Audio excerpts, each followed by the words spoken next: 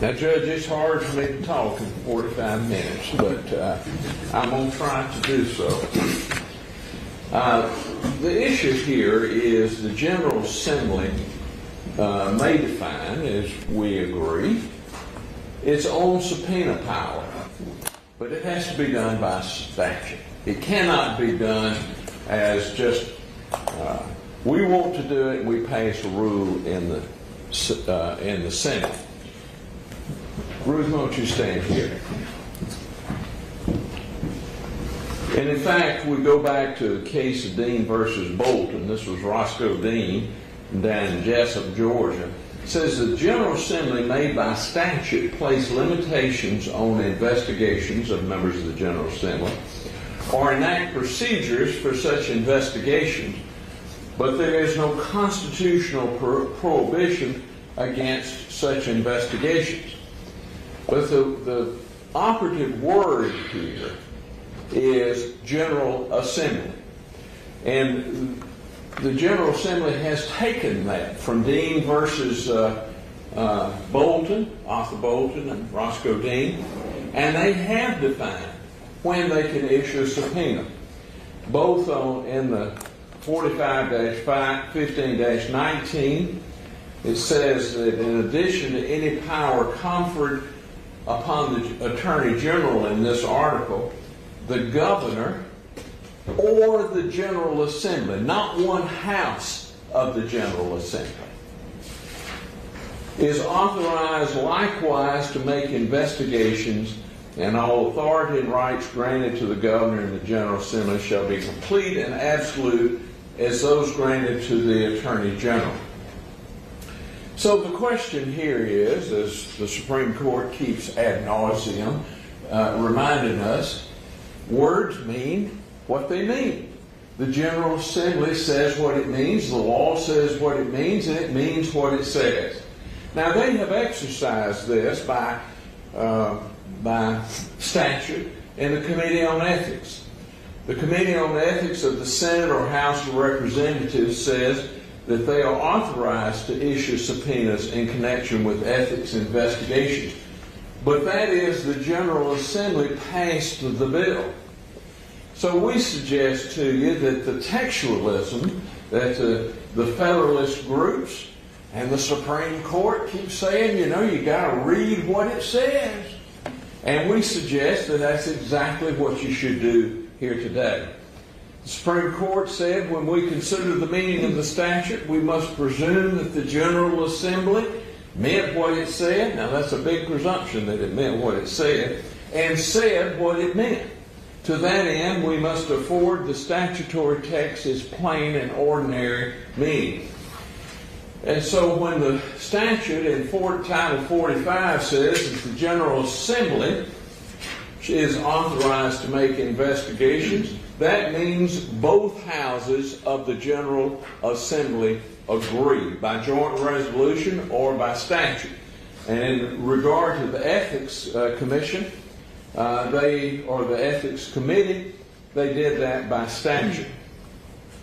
The General Assembly knows how to grant subpoena power to committees, as it's done so in the past, and the General Assembly and the framers of the Georgia Constitution know how to distinguish between the General Assembly as a whole and in individual chambers such as the House and the Senate. Now there's a reason in the Constitution and in the statute, and I guess I'm the oldest one that has been through all this. This has been debated many, many years, and there's a reason that there is not just one house can run off and start investigating. They can investigate whatever they want, but they have to have the statutory power to issue a subpoena. There's a reason. What if the Senate decided they were going to form a committee to investigate the House? Call the Speaker. Let's subpoena him up. Why are you not calling Senate bills up? That is ridiculous, and it's the reason that the power has been kept from individual houses and has to be devised by statute. Now, the committee, in its brief, cites Coggin versus Davey. Frank Coggin was a member of the state Senate, He's from East Point. And in 1974 and 75, this was a big issue. The conference committees met in secret, and what they called executive session. The conference committee is when the House passes one version of a bill and the Senate passes another version. The President of the Senate and the Speaker of the House appoint 3 members, and they get together and they come up with agreed-to language, and then that's adopted. Well, the conference committee, particularly the one on the budget, was done behind closed doors. And so the press, rightfully so in my view, said, this is not right. You're spending billions of dollars, well, the budget back in 75 was less than $1 billion. It didn't cross $1 billion until the late 70s and $2 billion in the early 80s. Now it's 32 or 33. But the press sued Frank Howard and the members of the conference committee. Says we should be allowed in under the Georgia Sunshine Act. They said no. Supreme Court said no. Said, listen, the General Assembly is not defined as an agency, and that is subject to the Open Records Act. So they are not subject to the Open Records Act. And Judge Gunner, in the opinion, says if the General Assembly wants more sunshine in, they have the power to do it. They only have to change. Now, this has been cited for something that is completely different. That's all this means, is that Coggin versus David simply means that the General Assembly is not subject to the Open Records Act. The second issue, so the first issue we have here that we claim is dispositive is what the statute says. Title 45 says, only the General Assembly has the power of subpoena. Not the Senate, not the House. The governor has that power, of course, but a bill must be passed or a joint resolution. Now there's a difference, and I noticed this in rereading the briefs last night. And so when we passed a resolution can have the force and effect of law, but it has to be passed through both houses, and it has to be signed by the governor.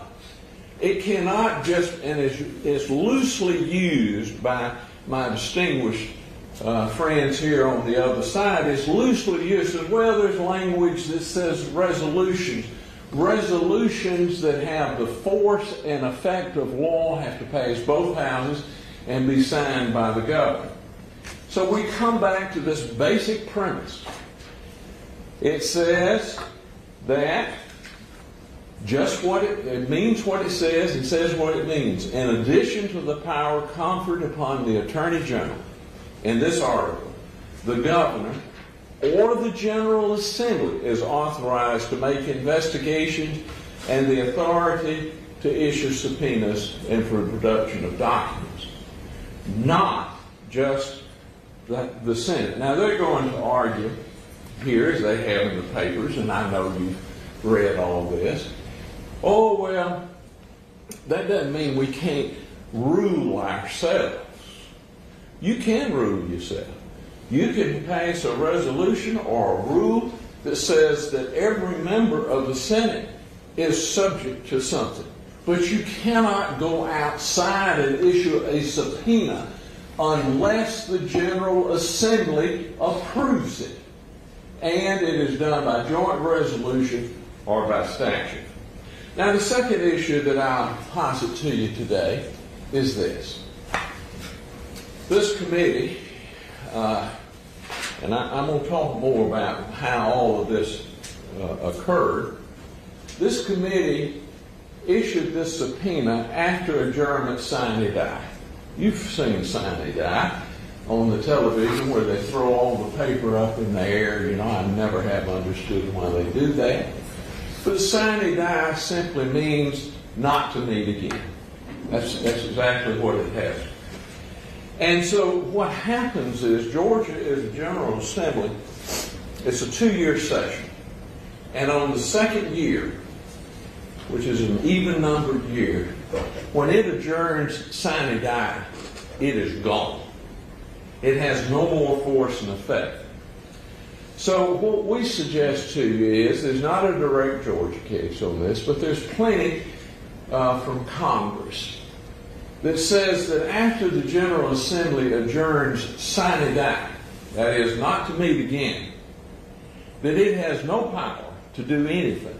It cannot issue a subpoena.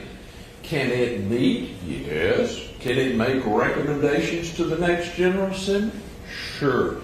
But it does not have the compulsive power of the state to summon someone before them under the pain of contempt.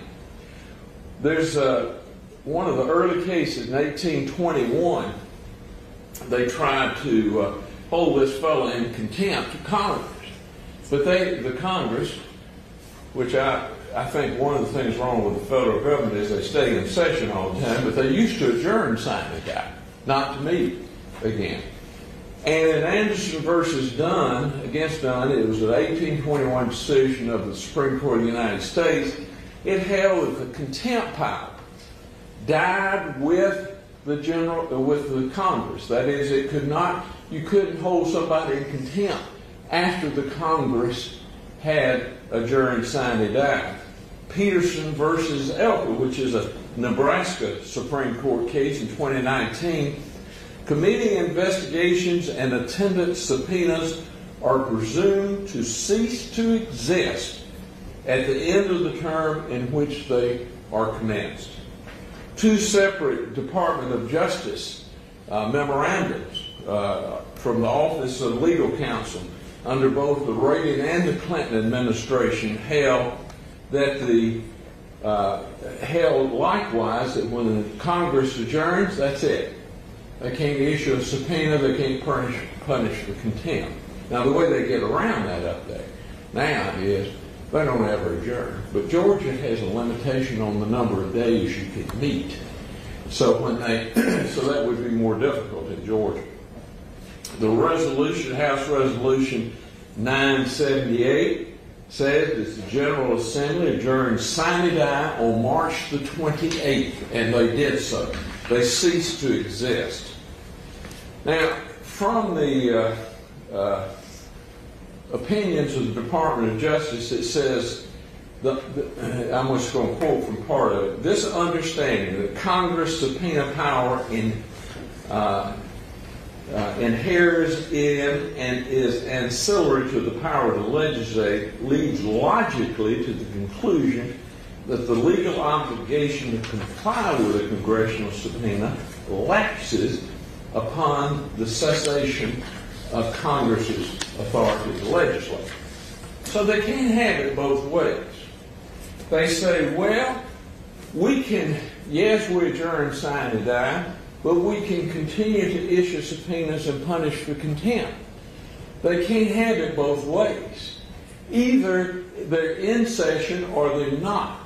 The decisions of the federal courts dealing with the Congress make it very clear when the Congress ends, its power ends. Now they're going to argue with you, well, we form all these study committees. They form all these study committees so they can get the per diem every day, to come to Atlanta and get paid a little bit and all of that other stuff. I've never seen one that did much, but they do it. And I'm not saying that's their business, that's their constituents. But you cannot, under pain of contempt, bring about and punish somebody for not complying with the subpoena because they had no power to issue a subpoena after the General Assembly adjourned. Now the next point, so the statute means what it says and says what it means. That's number one. We think that's dispositive of the whole matter.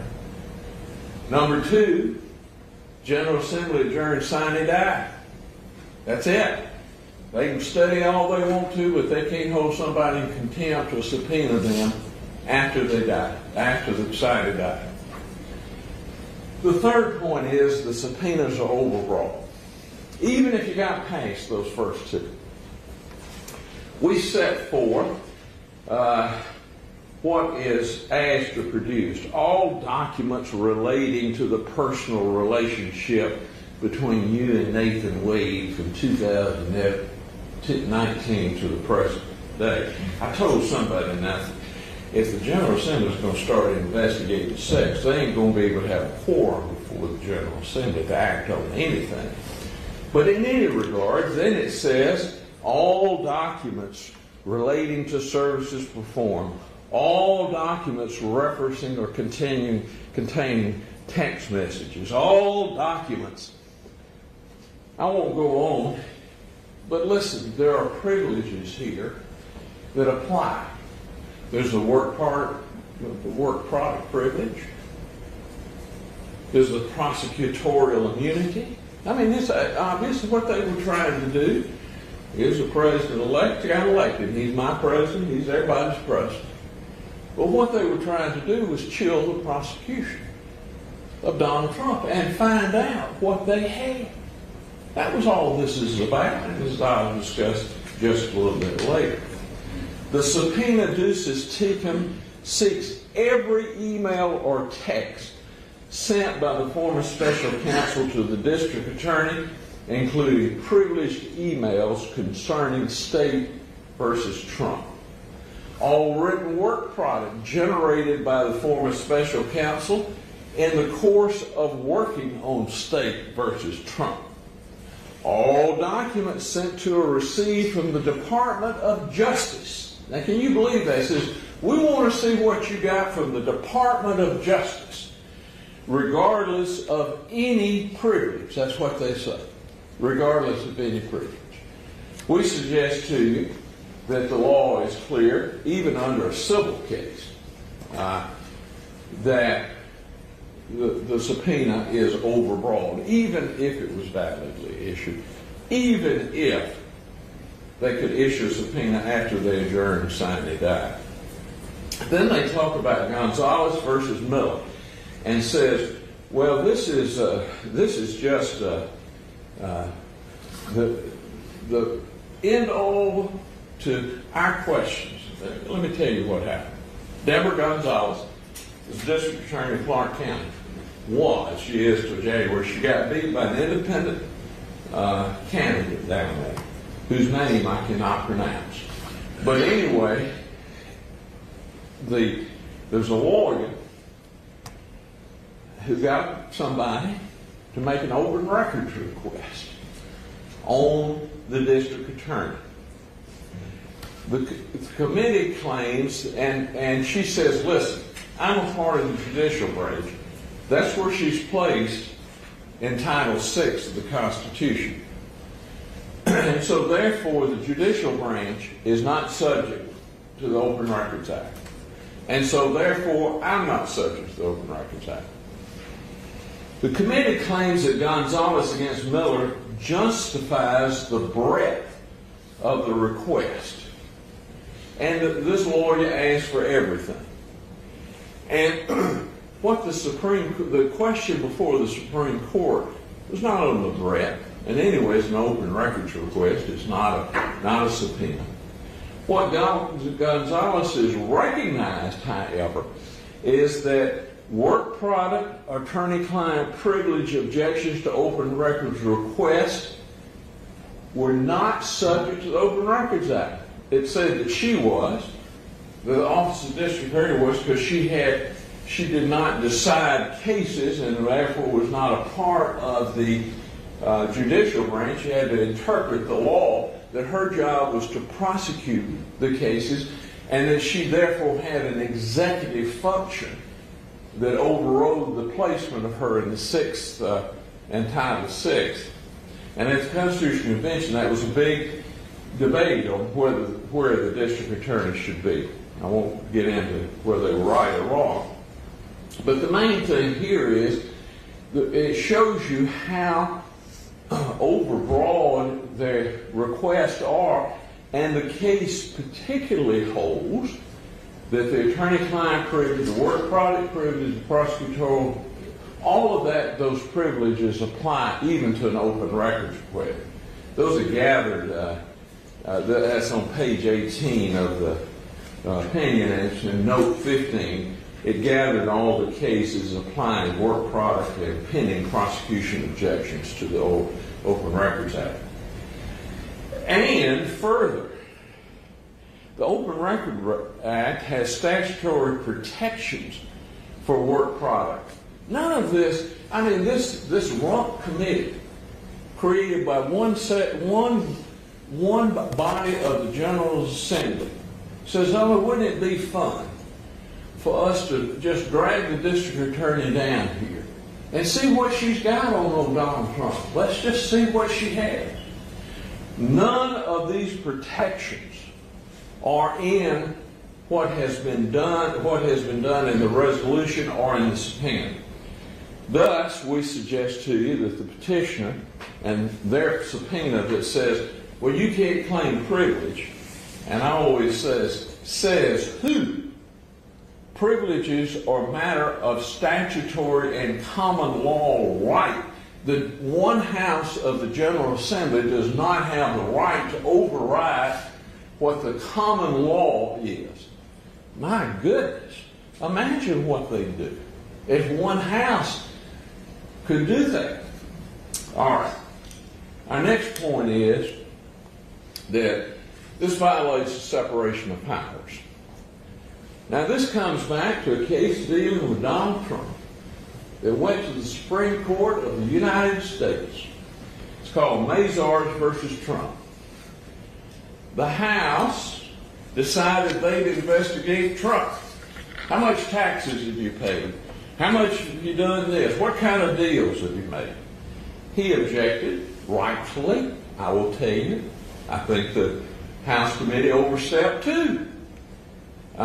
So here's what Mazars against Trump said. This is a 2020 case. It says we're not going to say that they can't do some. That is the House committee, because they have the right by statute to subpoena. But they said this: because the subpoena power is unenumerated in the Constitution and justifiable only as an adjunct to the power to legislate, it is subject to several limitations. Legislative subpoenas to executive branch offices involve two different political breaches of government and thus implicate weighty questions regarding the separation of power. The Supreme Court went ahead to say the legislative branch may seek to exert an imperious control over the executive branch and harass it. And so therefore, we're not saying you can't do it. And all their cases said, well, this doesn't apply, says there's cases that say you can legislate. Yeah, of course you can legislate. You pass both houses of the legislature. But you cannot harass a different branch. Given these concerns, the Supreme Court set down several limitations. So, number one, the subpoena must serve a legitimate legislative purpose. Number two, it may not be issued for law enforcement purposes, because that's the executive branch's domain to enforce the law. And the recipients retain common law and constitutional privileges. Now, so therefore, let's look. Is there a legitimate legislative purpose? The Mazars Court further specified that the courts that examine these kinds of subpoenas should look at several factors to decide whether there is a legitimate legislative purpose here. They say, does the asserted legislative purpose warrant the significant step of subpoenaing an executive branch official? To narrow the scope of possible conflict between the branches, courts must insist on subpoena no broader than reasonably necessary to support the legislative objective. The legislature must offer detailed and substantive evidence of its purposes. Not vague or loosely worded like, oh, we've got oversight over the district attorney's funding, and so therefore we can look into it. That's a vague, and it's just a pretext. And the burdens imposed by congressional subpoenas should be carefully scrutinized because of the potential for constitutional conflict between the branches. Then it went ahead and says other considerations may be also important. So Mazars in practice has held this, that in McLaughlin against the Montana State Legislature, which is a case in federal court, they said, listen, y'all issued a subpoena, but you're not exercising functions reserved to another branch. They went ahead to say that and that legislative, let me tell you what that subpoena was. It was a subpoena to the judges to investigate judicial bias in the courts. And the federal court said, no, wait just a minute. You can't do that. You can't do that. You've got, it's just not a proper executive function or a proper legislative function. And it could not act as a law enforcement or trial agency. That's Watkins against the United States, 1957 United States Supreme Court. And you could not seek to expose for the sake of exposure. Mazars again. And there is no evidence of a legitimate purpose at all here. And so it fails to satisfy even one of the Mazars tests. And you say, well, how do you know that? Well, we'd have to be blind to not see what all others can see and understand. That the subpoenas do not represent, this is exactly from Mazars, do not represent the run-of-the-mill legislative effort, but rather a clash between rival branches of government over records of intense political interest for all involved, that is, his income tax returns. They were targeted at one individual, targeted at interfering with one prosecution, which is what this is done, and it's done at the behest of the president-elect. And it's pushed by Georgia elected officials who in the first place sought to undermine the 2020 election. I have heard for the last 4 years from my Republican friends, y'all stole that election in 2020. I think the 2024 election shows Democrats are not organized enough to steal anything. And it was ridiculous from the very beginning to say, well, we want to look into Fonnie Withers because she's prosecuting Donald Trump, who on a telephone conversation told the Secretary of State, can't you just fix this for me? Can't you just find me so many votes? Just a few. That's all I want. So, and how do we know that? Well, we know this. The vice chairman, or I don't know if he's the vice chairman, Senator Dalzell, whispers into the ear of the chairman. He's the one that signed a letter to the governor, says, after the 2020 election, we need to call the General Assembly into session. Now, the Lieutenant Governor did this too. He was state senator at the time. So that we can override the vote of the people of Georgia. That we can select the electors ourselves rather than what the people voted upon. We also know, and we have here, that he felt so strongly about it that he, Brandon Beach, Burt Jones, Lieutenant Governor, the state senator at the time, signed an amicus brief for the Supreme Court in the Pennsylvania case saying they stole the election from us in Pennsylvania. This is not a legitimate legislative purpose. This is nothing but a charade. As Mazars said, we would have to be blind to see what all others see. One district attorney. Did I hear? I went to one of the hearings. And when I asked I don't generally go to the Capitol except when we're burying dead governors, but this was of such interest, I went up there. I asked the trooper at the door. I says, I hear that they are investigating district attorneys.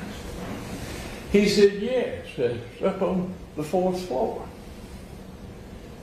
Same room, I might point out, this fake electors met in 2020. I said, well, I am sure they're going to have that lady, Jackie, whatever her name is, down on the coast, who failed to prosecute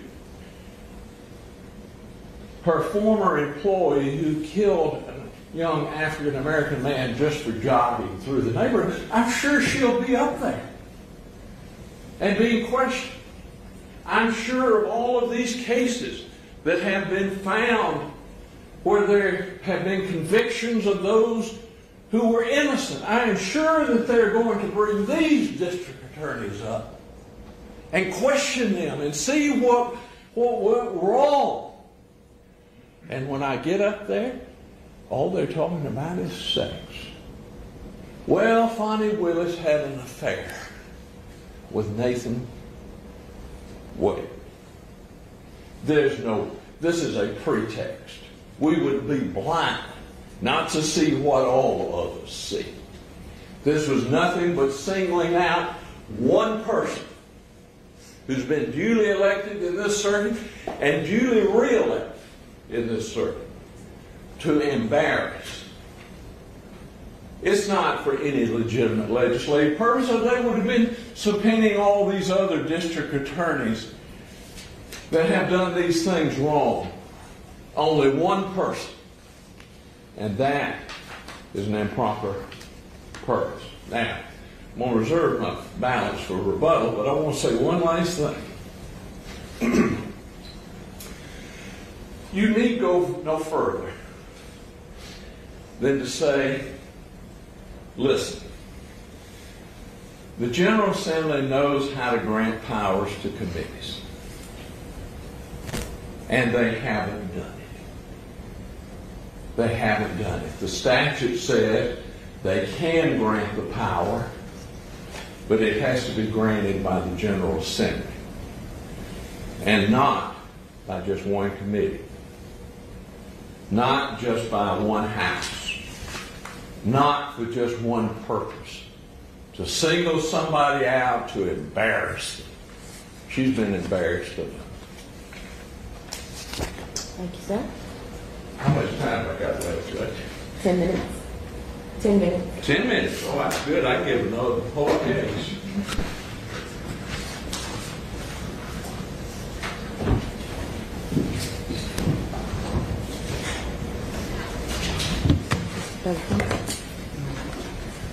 Afternoon, Judge.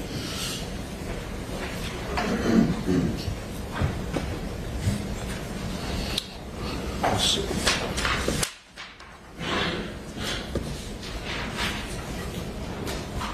So I guess I need to share my screen. Is that the? Yes. Okay. And if you could come get your thumb drive. Oh, how is it still? Okay. He's on his laptop, so you can still. Yeah. Thanks.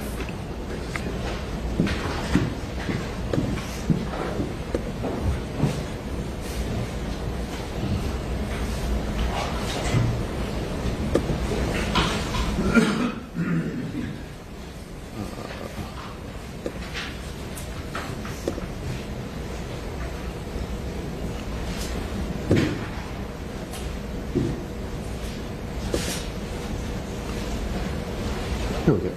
All right.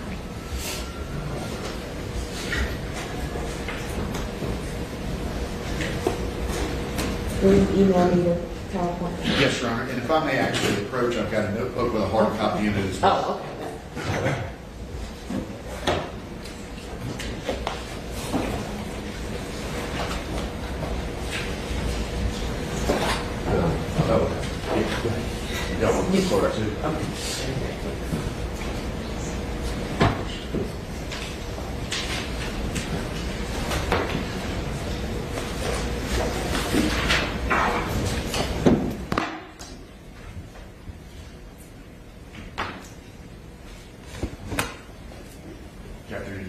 afternoon. I'm Josh Belafani, along with my colleague Vincent Russo from the Robbins firm, here on behalf of the 9 members of the State Senate Special Committee, the Special Committee itself, which is intervened, as the court knows, and also Chairman Cowser of the committee, and Senate President Pro Tem, member of the committee, Senator John F. Kennedy, who are here with us in the courtroom today. As Your Honor knows, this is an important case. It is in many ways a question of first impression, looking at the specific authority of the state Senate. Personality shouldn't matter. Politics shouldn't matter. It is a question of constitutional law. And as the Supreme Court said in the Gonzalez case, just as district attorneys play a critical role in, quote, enforcing the law by prosecuting criminal cases, the General Assembly also plays a critical role in making the law. And 2 specific provisions of the state constitution authorize the General Assembly to impose duties on district attorneys by general law. Another says that it can provide the means of sanctioning district attorneys. That's Article 6, Section 8, paragraphs 1D and paragraph 2. In other words, the General Assembly has an express authority to look at and therefore legislate over issues of district attorneys' offices and their practices. And in that vein, it passed Senate Resolution 465, which looks at those practices. And we know that because the operative paragraph 6A says, in the event the committee adopts any specific findings or recommendations that include suggestions for proposed legislation or changes in appropriations, the chairperson shall file a report of the same. The 6th whereas clause says the same thing, that they are looking at issues in order to determine if legislation or changes to appropriations are necessary. Whereas inquiry into these allegations is a key word. Senate Resolution 465 does not say that the petitioner has done or not done anything. It is that's why they are investigating. They're investigating and making an inquiry into these allegations that may show that existing state laws, including those establishing the processes for selecting, hiring, and compensating special assistant district attorneys, are inadequate. That is the constitutional prerogative of the Senate as set forth expressly. Now, it's interesting, the petitioner and we actually agree on a lot. You're going to see there's a lot of the same quotes from cases. And the petitioner agrees on page 6 of its trial brief that the General Assembly has the authority to investigate. That's a given. So then the questions before the court are these. Does the state constitution prevent the state Senate or the special committee from issuing enforceable subpoenas? Answer, no. Is the special committee prohibited from convening and acting after the legislature adjourns sine die? Answer again, no. And has the petitioner properly objected to portions of the subpoena ducis tecum? Answer once again, no. And on that point, Mr. Russo will address it, but I'll just say at the outset, none of those arguments apply to the witness testimony subpoena in terms of overbreadth. So now, what is the petitioner's burden? And I know the court has competing petition and a competing application before it. We weren't sure which side would go, so that's why we're sitting over here. And if it pleases the court, if we do have any remaining time, if we would be afforded just a slight rebuttal, and I would be fine to give opposing counsel a rebuttal to that as well. But what is the petitioner's burden? Well, in some ways, this court has already examined that. In the order denying the emergency motion, which is tab 1 in your notebook, no need to turn to it, it's just there. It says this court has the power to refuse to take some action to compel compliance should petitioner demonstrate that doing so would be inappropriate. But because of the nature and challenge of the petition, 3 other incredibly stout burdens of proof apply. The first is, and make no mistake, the petition is a facial challenge to Senate Resolution 465 and the authority of the state Senate, not just the committee, but the state Senate, to issue subpoenas. How do we know that? Because it says in the petition, in the ad dandum clause, they're seeking to declare the subpoenas are void because they fall outside the statutory grants of the legislative subpoena power, and the committee cannot exercise legislative subpoena power. That's the authority provided in SR 465. So the court can't declare that without invalidating a portion of Senate Resolution 465. And we know in C it says they ask to declare the subpoenas are void because they violate the separation of powers clause of the Georgia Constitution, not the federal Constitution, the Georgia Constitution of 1983. It is a facial challenge.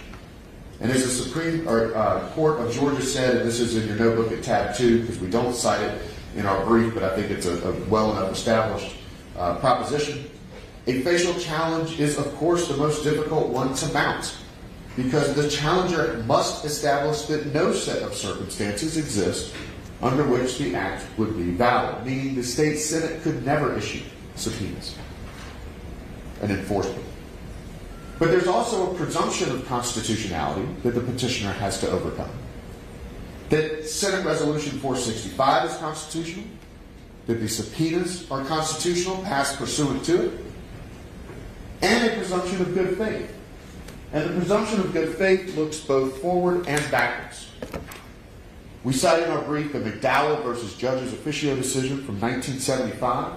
This says the law presumes public officials will follow the law in the exercise of their statutory duties.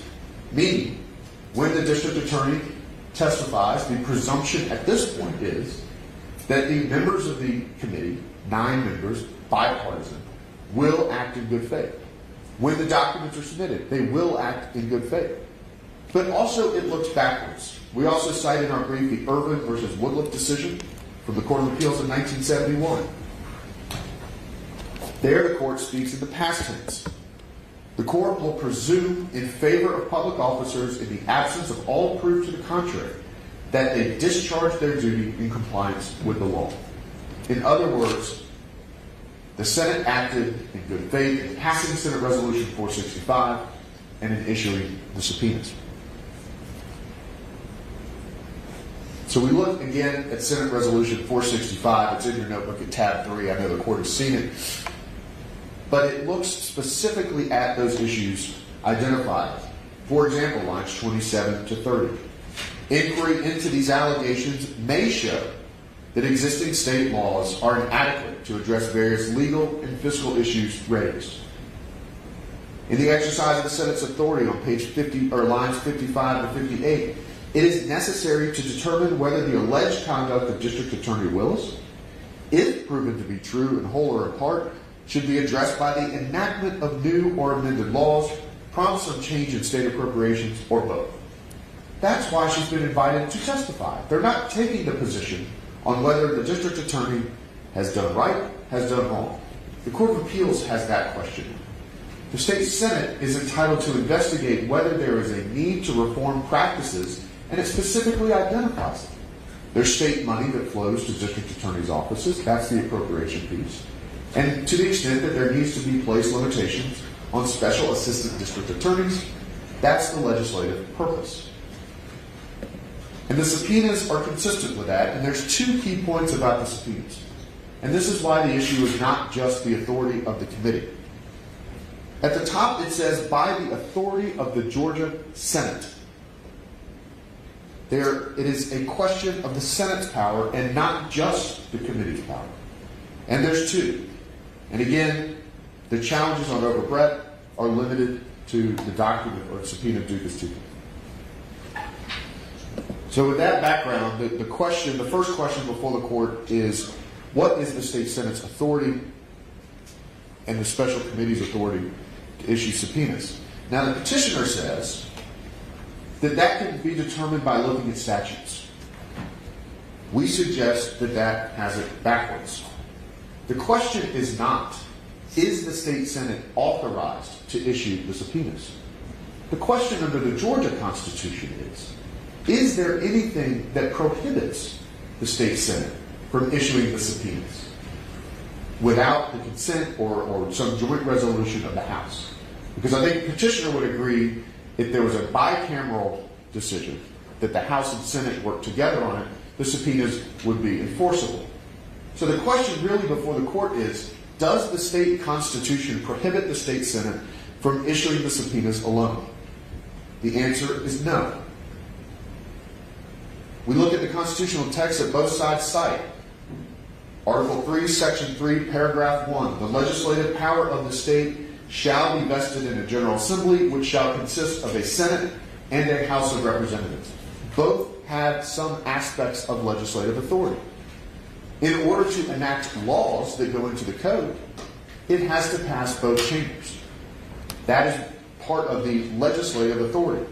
But we know that both have some, at a minimum, just by reading the text of the Constitution. And we know that too from Article 3, Section 4, Paragraph 4, which is in your notebook. We compile a series of constitutional provisions that we'll refer to, but I just didn't want to clutter up the slides. There it says, interim committees may be created pursuant to the authority of the General Assembly or of either House. Pursuant to the authority of the General Assembly or of either House. Thus, there is authority within the Houses acting alone. And we know from the Supreme Court of Georgia that the power of the General Assembly is, quote, awesome. The legislature is absolutely unrestricted in its power to legislate so long as it does not undertake to enact measures prohibited by the state or federal constitution. And where Senate Resolution 465 authorizes the issuance of subpoenas, that is the challenge and the attack that the petitioner makes in their petition. We also know, and we'll get to this on the Trump versus Mazars discussion, that the Senate has plenary power. Unlike the United States Congress, which has only delegated powers, the Georgia legislature is given full lawmaking powers. And that's why the question is, does the state constitution prohibit the state Senate from issuing subpoenas? Again, the answer is no. Part of the reason is we look at what the state constitution says about resolutions versus what it says about laws. And we know, and several of these are put in your notebook at tab 6, that all resolutions are not intended to be the same as laws. Several provisions of the state constitution say no bill or resolution intended to have the effect of law, ... That's Article 3, Section 5, Paragraph 12. There's others cited in our brief today. Senate Resolution 465 is not one of those. And if the Constitution said, for example, no resolution seeking to investigate and issue subpoenas shall be passed by one chamber, great, then it can't happen. Or if you look to footnote 4 on page 7 of their trial brief, they cite provisions in the state constitution where both houses are expressly required. Passing apportionment or reapportionment legislation or adjourning, that you need both chambers. And that's the second point, that there's no bicameral requirement or action of both chambers required in resolutions. Article 3, Section 5, Paragraph 14 says the General Assembly may provide for the joint sponsorship. Doesn't have to. The concurrent resolution one, the same one cited by the petitioner themselves, says that separate periods of adjournment may be fixed by one or more such concurrent resolutions, meaning passing both chambers.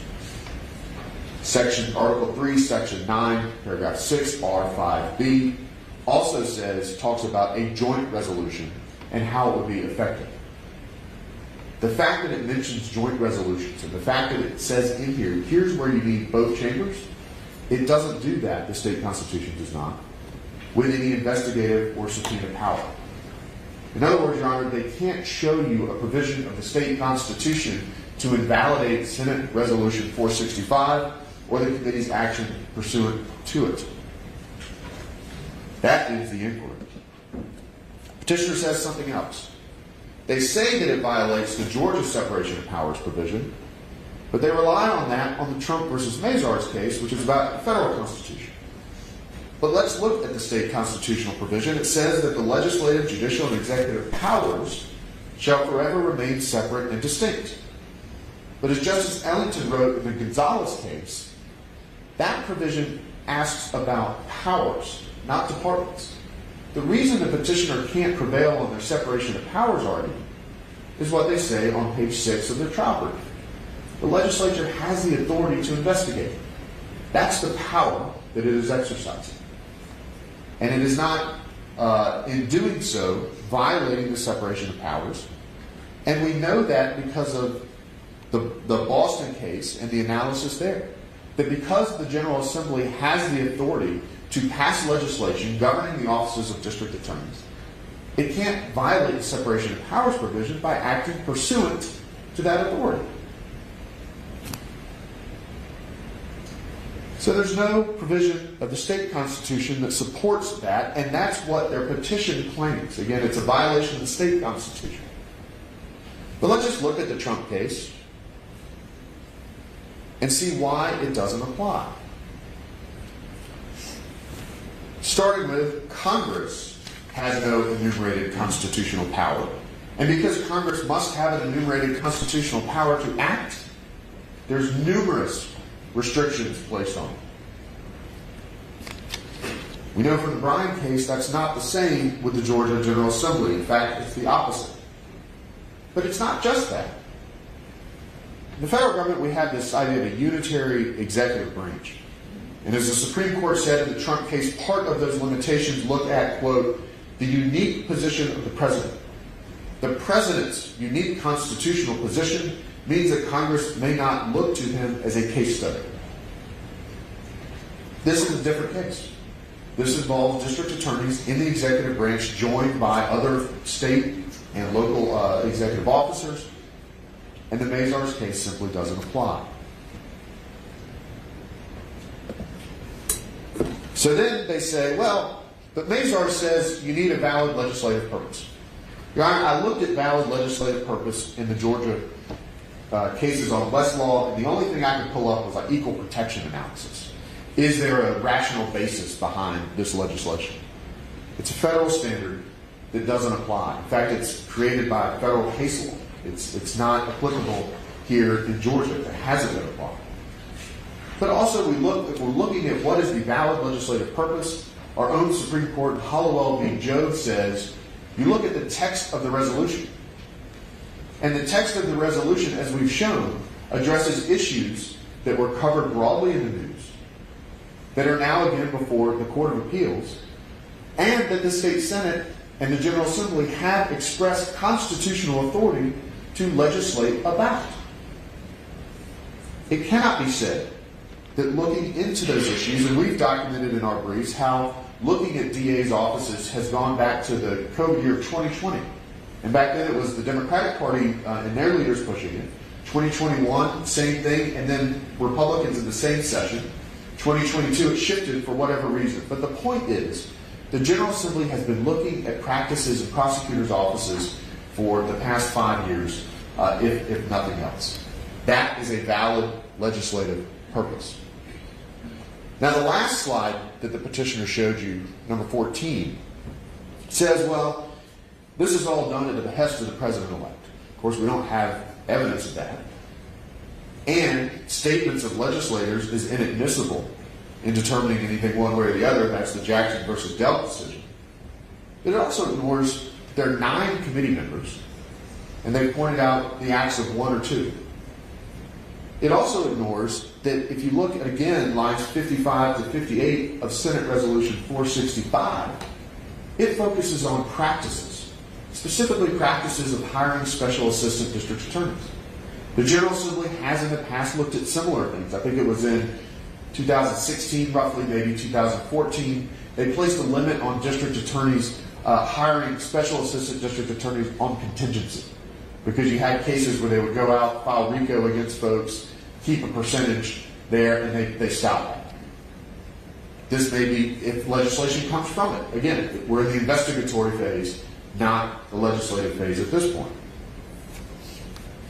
And so there is a valid legislative purpose, if that is even matters, which it doesn't. So what petitioner really collapses in their argument today has crystallized it, is they're making a statutory argument. Because they can't find anything in the state constitution that prohibits the Senate from doing this. And they cite 2 statutes. And effectively, as the court heard, their argument is there's only two places where the code, not the Constitution, the code says the General Assembly can issue subpoenas, and that is limited to those two areas, period. And because it says General Assembly and not Senate, it's over. It has to be the General Assembly. That's in effect their argument. There's a couple problems with that. One, no one disputes that the Senate committee is not the Committee on Ethics, so we're not even looking at Title 28. Interestingly enough, Senate Resolution 465 cites to Code Section 45-15-19 as part of its statutory authority. And that makes sense. If you look at the language about the General Assembly, the Senate, as we know, is part of the General Assembly, and it has constitutional power regardless. But the problem ultimately with and so you can analyze the statute and interpret it in the way that the presumptions require, which is that it is constitutional, and find no conflict because it doesn't say that the Senate, that is the exclusive method, and I'll get to the Dean versus Bolt decision in a minute. But the problem with their statutory argument begins with the state constitution itself. They're asking this court to interpret that statute as limiting the authority of the General Assembly, which Georgia Constitution Article 3, Section 4, Paragraph 3 says courts cannot do.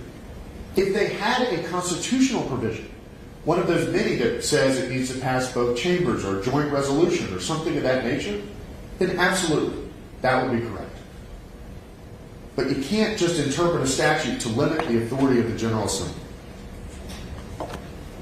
The next is Coggan versus Davey.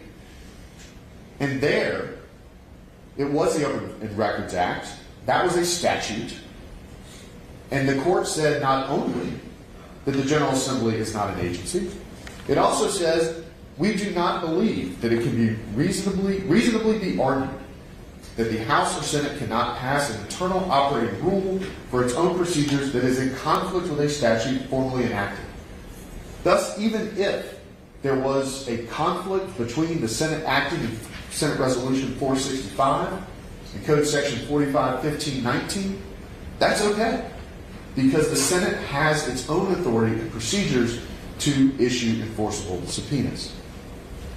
So then, given that, what they're really arguing is because Senate Resolution 45-15-19 says this is the place for subpoenas, and it doesn't say state Senate, it must mean that the drafters did not mean the state Senate.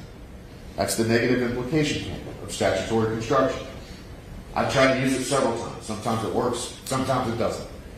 And the courts have said that it has to be applied with great caution, since its application depends so much on the context. And interestingly enough, the city of Douglasville case, if you go through the things it cites, it ends up in the same place as the authority of the petitioners. They both go to the Scalia book where that is taken from. And so the context here in dealing with presumptions of constitutionality, the plenary power of the General Assembly, means that the negative implication canon is inappropriate. Because this is not like the United States Congress. It is presumed the General Assembly can act unless the Constitution says otherwise. And what the petitioner's statutory argument is asking the court to do is to invalidate Senate Resolution 465 on the basis that it violates the statute. But if the Senate has the authority to issue subpoenas, which we've shown it does, then the statute cannot invalidate it. Or phrased better, if the Senate is not prohibited from issuing subpoenas pursuant to its investigative authority, then a statute cannot do it. So they then, in their slide 2 of their presentation, cite the Dean versus Bolt decision from 1975. And interestingly enough, we again quote the same provision. The court said the General Assembly may, by statute, place limitations on such investigations or enact procedures for such investigations, but there is no constitutional prohibition against investigations. So the problem with relying on Dean is twofold for the petitioner. Number one, nothing in 45-15-19 using the word of the Dean versus Bolt decision, places limitations on the state Senate from acting. It says the General Assembly can do this, but it doesn't say it's exclusive. The petitioners are asking you to read that into the statute, which these three pieces of authority up here say you can't do. The second issue with Dean versus Bolton is that it's talking about the power of investigations, which is conceded here the Senate has. It doesn't address subpoenas and the issuing of subpoenas. And to read Dean versus Bolton as saying anything more than that would be imposing dicta on the state constitution. And the City of Sandy Springs case we cite in our brief explains why that would be a problem. So their statutory argument doesn't overcome the Senate's authority. The last is, and this was more in the briefing, that the state Senate did not effectively delegate authority to the state or to the committee. I'll be very brief here. Two provisions kind of dismiss of this pretty quickly. One, the state constitution authorizes interim committees, which the special committee is. Two, Senate Resolution 465 is an act of the state Senate, expressly delegates authority. But three, in some ways, this is a bit of a distraction because, again, going back to the subpoenas themselves, they are issued by authority of the Georgia Senate. Again, make no mistake, Your Honor, the question before the court is Senate Resolution 465 itself constitutional? And does the Constitution prohibit the state Senate from issuing subpoenas? The answer to one is yes, it is constitutional. They've not shown otherwise. And the answer to two is no. Nothing prohibits the Senate from issuing the subpoenas.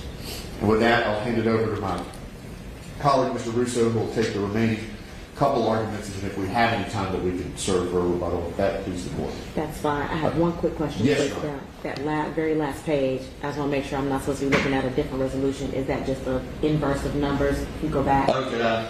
I just want to be sure I'm writing down right. See at the very bottom it says SR 456. Yeah, it's supposed to be 465, right? Okay. Yes. I just want to make sure. At the top, I had it right. At the bottom, Okay. I caffeine wore off. So I just want to make sure I wasn't looking at 456 as well. Okay. Yep. No, you're right. Okay. Thank you. Thank you.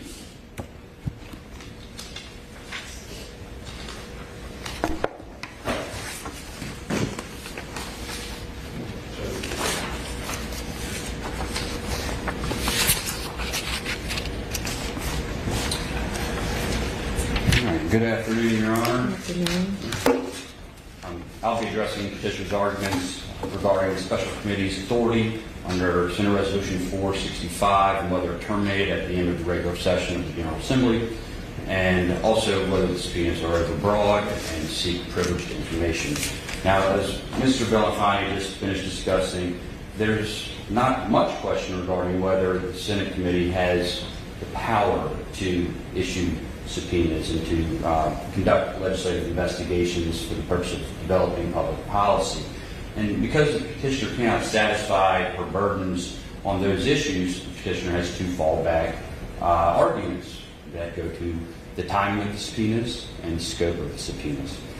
Petitioner's argument regarding the special committee's authority to conduct business after sine die fails for three reasons.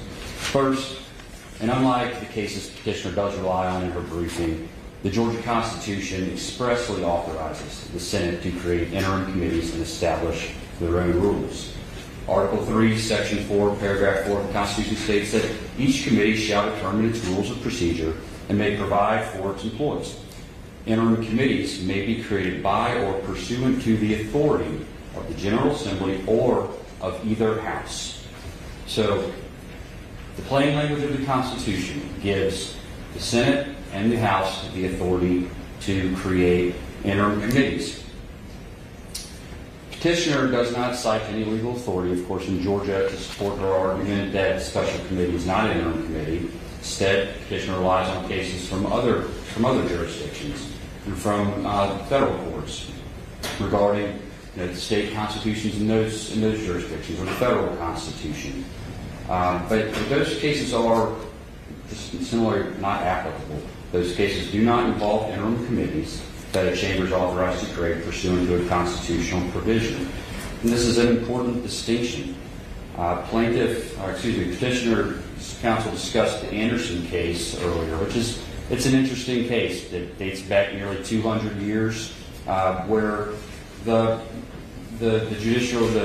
Supreme Court, recognized for the first time that Congress has inherent authority to fine an individual in contempt for violating a subpoena. That case, though, is not applicable. Again, the U.S. Constitution does not allow for interim committees like the Georgia Constitution does. And one quote out of that case that I think is relevant here, and what the petitioner seems to hinge her argument on, is where the Supreme Court states, although the legislative power continues perpetually, the legislative body ceases to exist on the moment of its adjournment or periodical dissolution. Sine die is the adjournment of a regular session or of a session of the General Assembly. But the state constitution provides that the General Assembly's term is for 2 years. So the General Assembly doesn't cease to exist when its regular session ends. Of course, there are special sessions many times where the General Assembly is called back into session. But the term of the General Assembly is 2 years. It doesn't cease to exist at the time of sine die when it adjourns from its regular session. Now, Your Honor, the interim committees, there's a question. What do the interim committees have? Is it an interim committee that exists while the legislature has adjourned overnight and comes back the next day, or is it an interim committee that exists between sessions? And I would offer that it has to mean that it is an interim committee that exists between sessions. Otherwise, we would create an absurd result, which would mean that all of these committees that meet while the General Assembly is not in session are unconstitutional. And that's simply just not the case, Your Honor. Second, Senate Resolution 465 does not confine the special committee to meeting only during the session of the General Assembly. 465 gives the special committee broad authority to decide when to conduct its meetings, in fact. And let's take a look at what Senate Resolution 465 does say. First, meetings. And this is in tab 3 in your binder, Your Honor. Meetings. The special committee is authorized to meet when the committee deems it necessary and convenient to enable it to exercise fully and effectively its powers, perform its duties, and accomplish the objectives and purposes of the resolution. The resolution doesn't say you can't meet outside. The resolution doesn't outside of session. The resolution doesn't say you can meet, you can't conduct official business.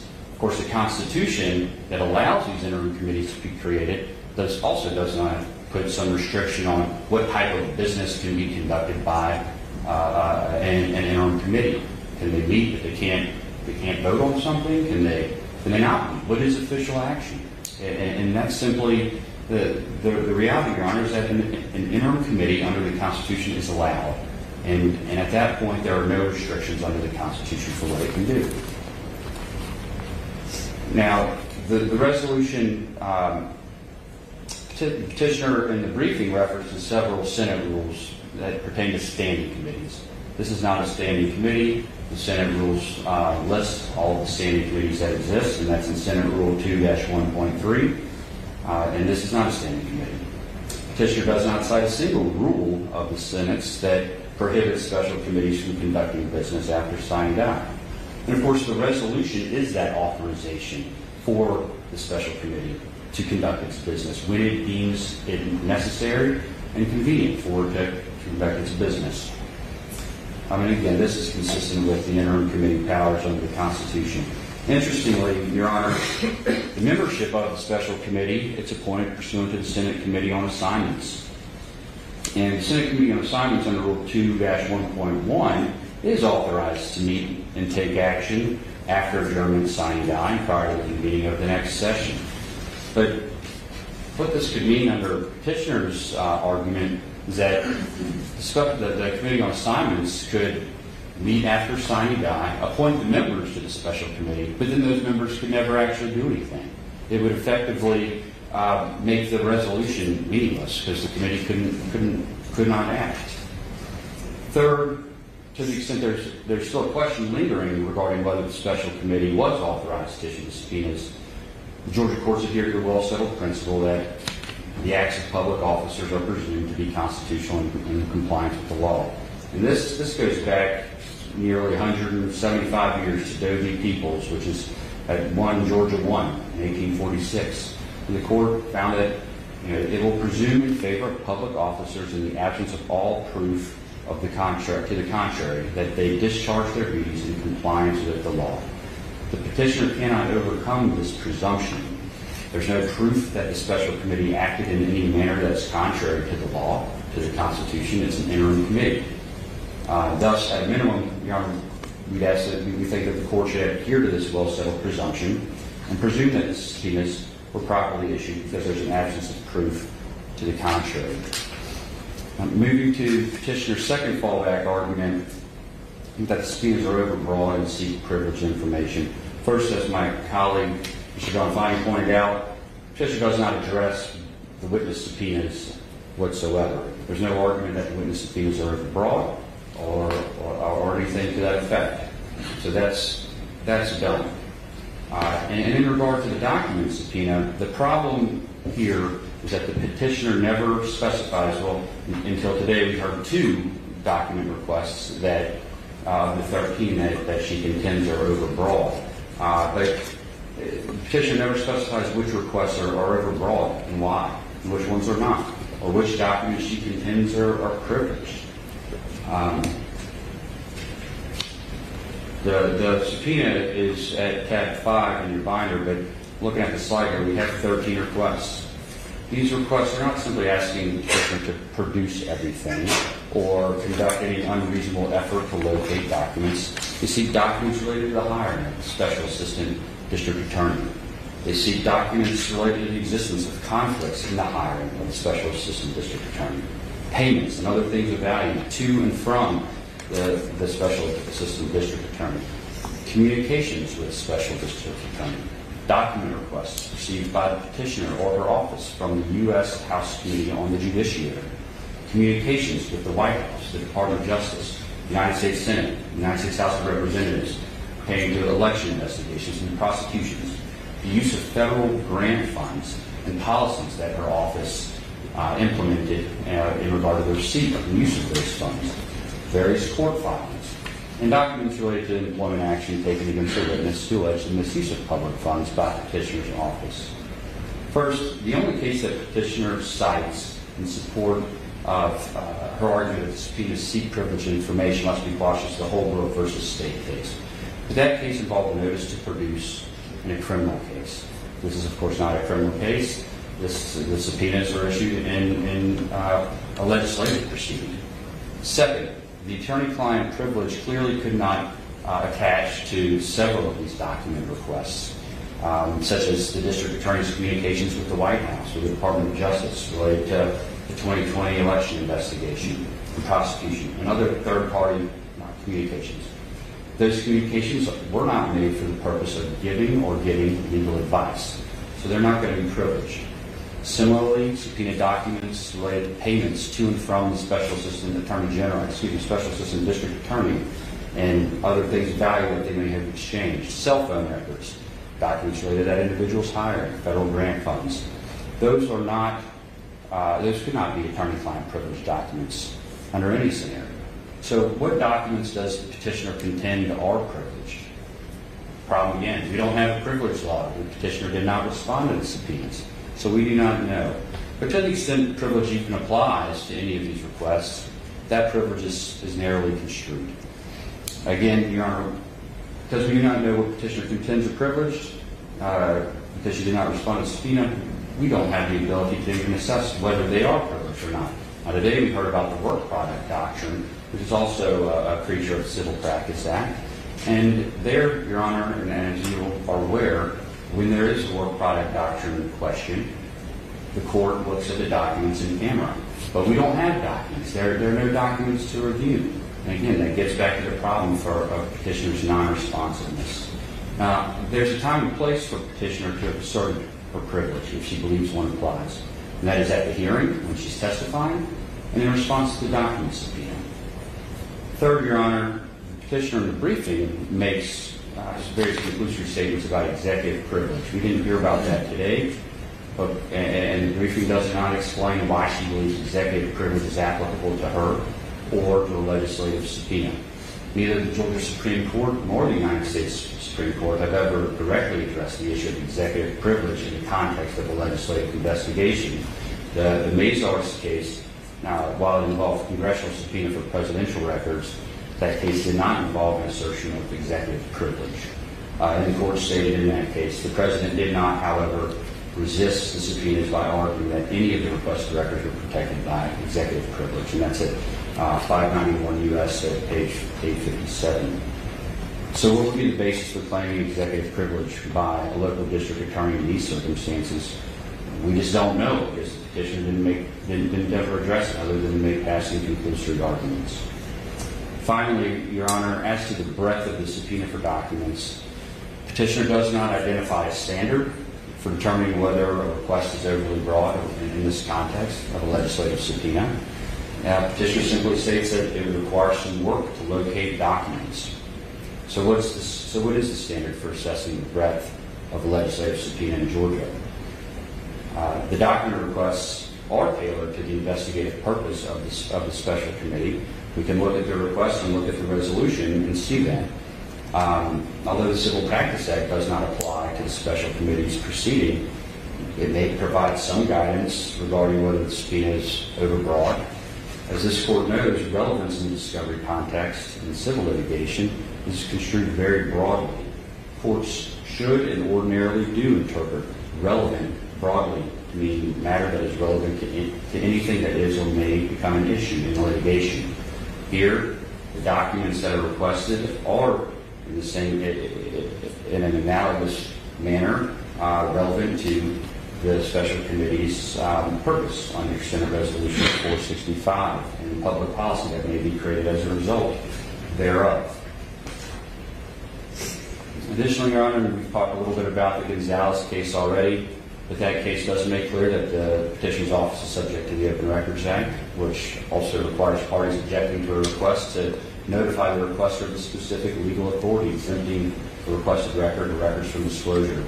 While the Open Records Act does not control here, it can provide some guidance. There are exemptions under the Open Records Act, but those exemptions are required to be construed narrowly so as to exclude from disclosure only that portion of a public record to which an exclusion is directly applicable, and that's in OCGA 50-18-72B. Thus, Your Honor, even if you construe a legislative subpoena to be the equivalent to an open records request, petitioner cannot assert a blanket exemption over all of the documents and refuse to produce any of them. Again, Your Honor, the problem for petitioner is that she failed to respond to the subpoenas and failed to timely file a motion to quash. She's effectively waived these objections by not responding to the subpoenas. The petitioner cannot hide behind boilerplate discovery objections and claims of privilege to hinder the legislative branch from conducting its duties under the Constitution and considering important public policy changes. The Supreme Court in Commonwealth Investment Company versus Fry in 1963 stated that the legislature and not the courts are empowered by the Constitution to decide public policy and to implement that policy by enacting laws.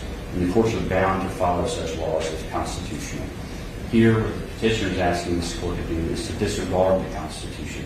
The language in the Constitution that allows interim committees to exist. The language in Senate Resolution in 465 that outlines the scope of that committee's duties.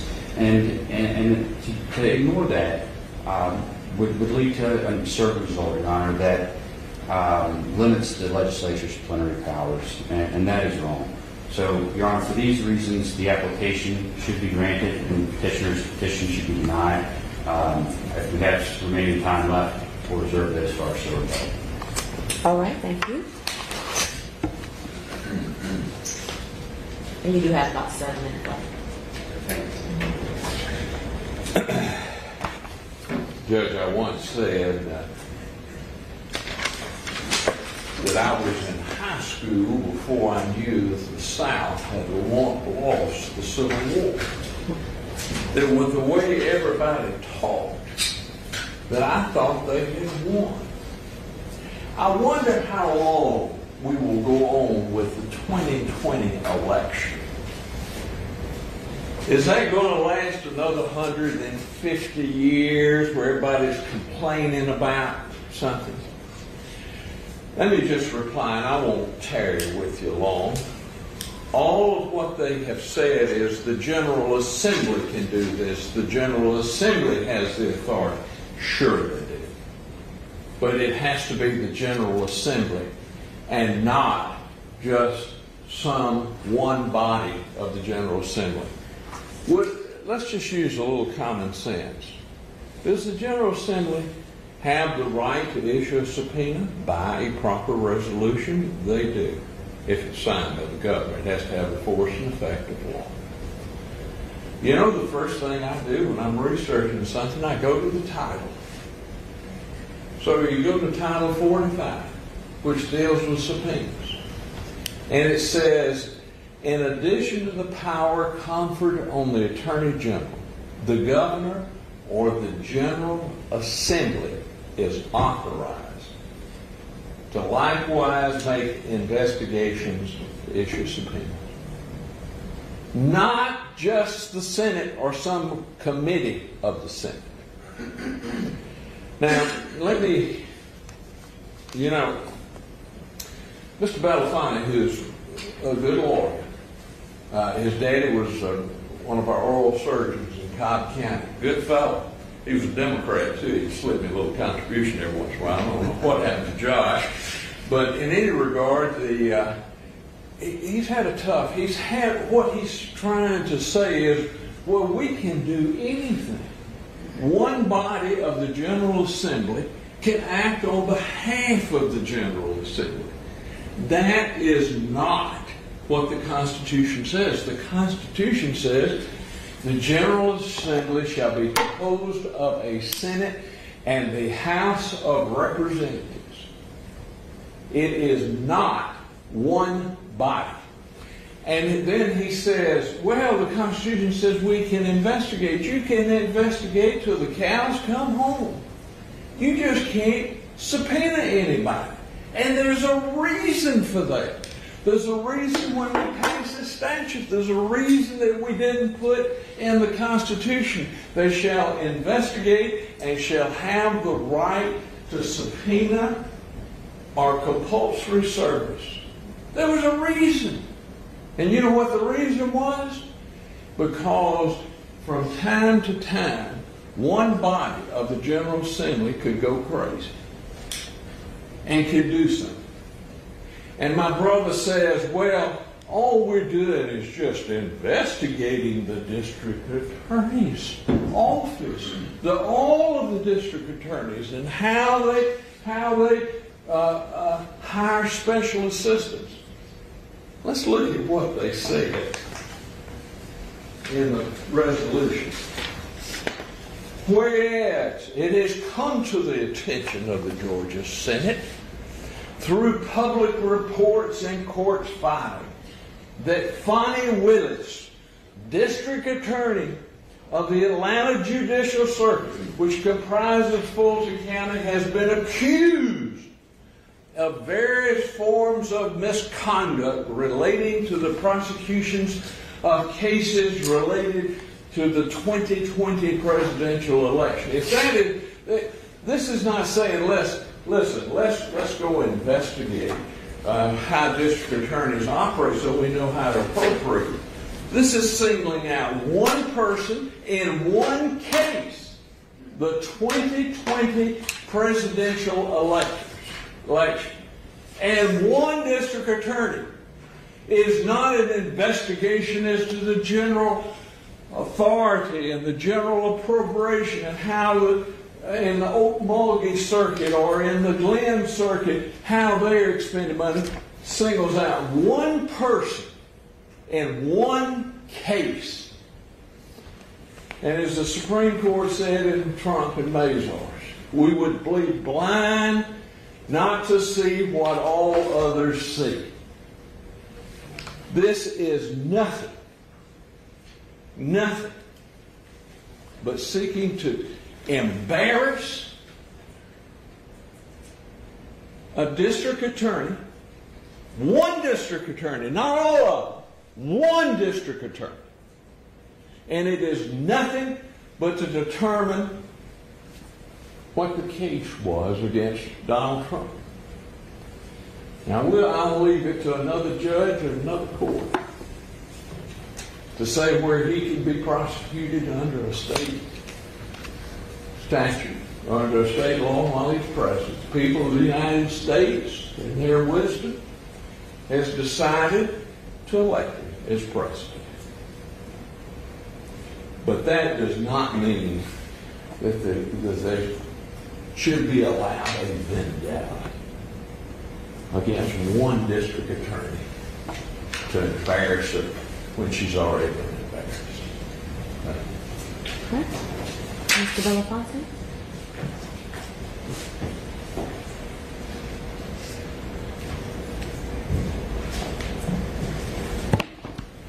Thank you, Your Honor.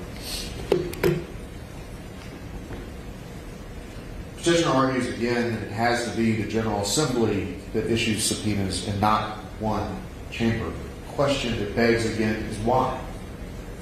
Where in the state constitution does it limit the Senate's investigative authority to acting bicamerally? We know that the state constitution has provisions addressing when a resolution needs to pass both chambers. And what we heard today, just now, is the only way a subpoena can be effective is if it passes both chambers and is signed by the governor. Now, Your Honor, I used to work for a governor. I know Governor Barnes was the governor. But if the General Assembly wanted to investigate the governor and it needed to issue subpoenas to do so, but it needs the governor's permission, that's the limitation that they're asking the court to adopt. And that's, frankly, it's, again, putting the statutes as controlling the Constitution, when it is the Senate's constitutional authority, which is not limited by the Constitution and is not limited by the statutes. And even the language of Dean versus Bolton makes that clear, because it says that the General Assembly passing a law can limit its own authority, and we would disagree with that based on what the Constitution says. But 45-15-19 is not a limitation. It has to be read into the statute as a limitation. And we've seen why that method of statutory construction it would be inappropriate in this case.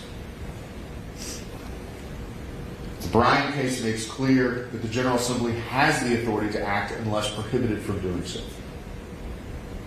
And that's why the Trump cases and the Mazar cases don't matter.